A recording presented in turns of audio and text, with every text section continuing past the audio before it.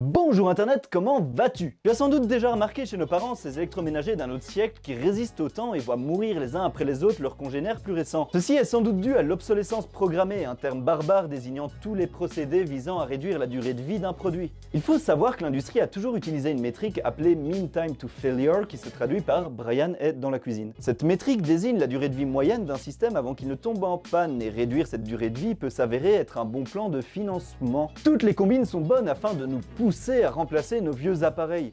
On va nous convaincre de passer au nouvel iPhone alors que le nôtre a toujours la frite. On va rendre l'achat d'un nouvel appareil plus simple qu'une réparation. Ceux qui ont déjà ruiné la vie de leur smartphone savent de quoi je parle. On va rendre notre appareil incompatible avec les nouvelles technologies ou bien on va faire en sorte qu'il se casse, purement et simplement. L'histoire des bas nylons en est une excellente illustration. Le nylon est une matière synthétique inventée par Dupont de Nemours en 1935. Dès les années 40, la firme s'empresse de lancer sur le marché les premiers bas nylons. Mais manque de chance, la solidité de cette saloperie fit rapidement stagner les ventes. La formule fut donc revisitée afin de les rendre moins résistants. Ça m'a convaincu d'arrêter d'emporter.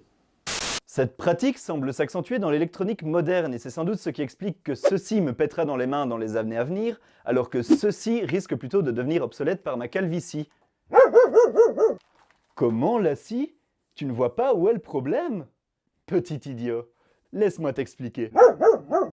T'as dit quoi sur ma mère, gros clébard de merde? Excusez-moi, qu'est-ce que je racontais déjà? Ah oui. Bon, ce concept est vicelard. On ne s'en rend pas forcément compte quand notre imprimante rend l'âme parce que ça a l'air naturel, mais quand on pense que quelqu'un a été payé derrière pour programmer sa mort, ça devient tout de suite plus absurde de voir l'obsolescence programmée venir frapper à notre porte. Bonjour, c'est l'obsolescence programmée. Pourrais-je voir votre GSM, monsieur? Oui. Merci. Il fonctionne très bien, hein, j'en suis comblé. Oh, ça, je n'en doute pas. Vous l'avez depuis combien d'années, monsieur? Oh, je dirais une quatraine d'années. Tout ça? Mais où est-ce que j'ai encore été glandé, moi? Mais vous êtes dingue, il doit être complètement pété! Bah oui, puisque je l'ai éclaté par terre.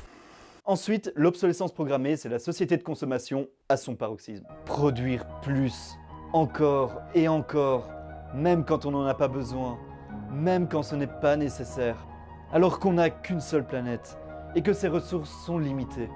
Cette vision de la croissance infinie est irréaliste et il serait peut-être temps de songer à freiner cette production polluante de futurs déchets. Du coup, concrètement, qu'est-ce qu'on peut faire? À titre personnel, il est déjà possible d'aller contre ce courant productiviste en renonçant à acheter un nouvel appareil tant que l'ancien fonctionne, en achetant un appareil d'occasion, ou encore en se rendant dans un repair café où des bénévoles vous aideront à le réparer. Et quand il n'y a plus rien à faire, on peut toujours le recycler. On estime quand même à 3 millions le nombre de vieux GSM bourrés de métaux rares qui croupissent dans les tiroirs belges. Mais tout ça ne suffira pas, il faut que ces changements d'habitude soient appuyés par les autorités. Le Parlement européen a récemment demandé à la Commission de faire une loi anti-obsolescence programmée. Mais le phénomène est difficile à prouver et la tâche s'annonce donc ardue. Quoi? T'attendais que je conclue sur une note positive? Désolé, mais c'est pas si simple la réalité. La vie est peut-être belle, mais en revanche, on n'a jamais dit qu'elle était gentille. J'ai mis en description de cette vidéo toute une série de liens pour s'informer et combattre l'obsolescence programmée. Comme toujours, n'hésite pas à regarder mes autres vidéos, à t'abonner et tout le tralala. Ciao, à bientôt!